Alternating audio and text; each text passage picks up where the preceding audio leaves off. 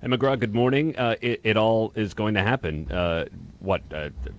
Just a few hours from now, we will have the next president of the United States sworn in, the 45th.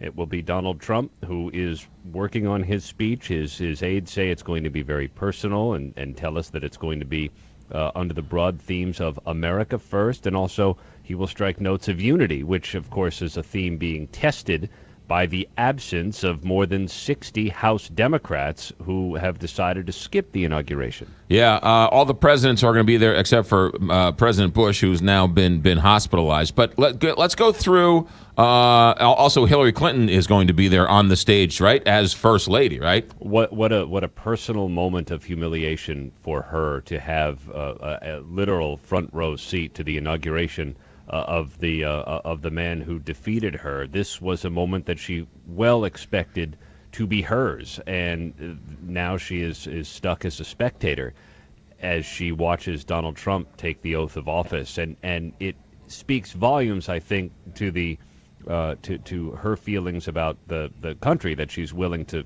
come and sit there as the former First Lady. But a number of other Democrats have decided to skip it, and the decision seems to be rather unprecedented. Members of Congress have skipped inaugurations in the past for various reasons, but none before with this kind of intention. So we're also hearing rain and cold. What's the weather going to be like? Also rain and cold. Not dreadful. I remember in 2008, being here for President Obama's inauguration, and it was the coldest I have ever been. I mean, it was cold. But here it's supposed to be probably start the day in the 30s, get up into the 40s, and then rain by the time the oath of office is underway. And the inaugural planners have said rain is okay. They just don't want anything worse. No snow, no ice, nothing like that. But none of that's in the forecast. So is the porta potty controversy complete, or is that still raging down in Washington D.C.? Oh, because it's Don's John. Yes. Is that the there's I think they've taped over the name of the porta potty company because it does say Don's John.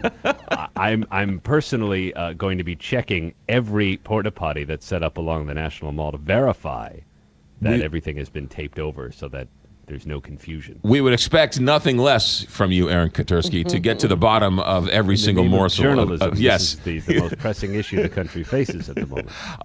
In terms of the parties and the entertainers and everything, a bit of a controversy. People who aren't going, people who said they would go, who aren't going. What's the final tally going to look like? Well, I think it's certainly not going to be as star-studded as President Obama's inauguration, and the number of balls is down to 3 from President Obama's 10. And the president-elect has said, he wants people. He doesn't want celebrities. But the quote-unquote celebrities that are coming, I don't want to say they're not so A-list, but Lee Greenwood, okay. And then there's a few others who are going to be performing, and we understand, according to the Washington Times, that his first dance will be to Frank Sinatra's "My Way." That wasn't a knock on Lee Greenwood, I hope, because Lee Greenwood's awesome. Far be it. Look, I'm from the Northeast. What do I know? So am I. But Lee Greenwood, you can't badmouth Lee Greenwood. I love Lee Greenwood. No, I'm proud to be and all of that. Okay. Yes. Come on. All right. It's a one-hit wonder. It's a good one. I'm not saying it's not good. It's good. a good one-hit wonder, yes.